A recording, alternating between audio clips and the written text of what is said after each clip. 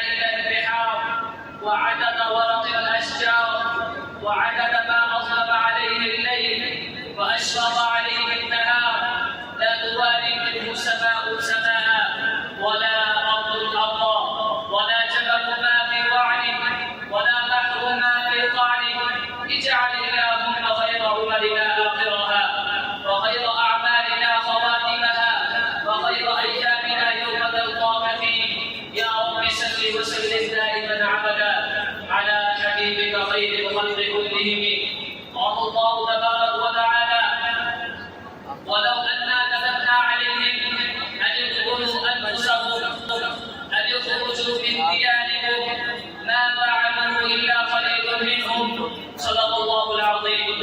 وقال النبي صلى الله عليه وسلم: اللهم حبب إلينا المدينة كحبنا مكة، أو كما قال عليه الصلاة والسلام. يا أيها الإخوة والأساتذة الكرام، السلام عليكم ورحمة الله تعالى وبركاته. إن محب الوطن فطرة فطر الله عز وجل عليها المخلوقات بالعقل، فالإبل تحن إلى أوطانها والطيور تحن إلى أعجازها وأوكانها، أما الإنسان فأعينه إلى وطنه أشد وشوقه إليه أكبر.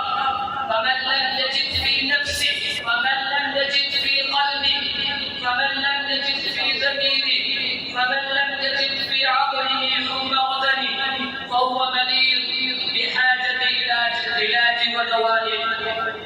وقد قيل للأعرابي: أتشتاق إلى وطنك؟ قال: لا أشتاق إلى وطني،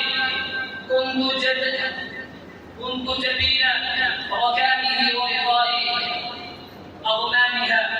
أحبائي، وطننا باكستان، أمنا حنون، وطننا العليم باكستان، سندنا متين، وطننا عليم باكستان، مدرسة جميلة، وطننا العليم باكستان، وردة جميلة.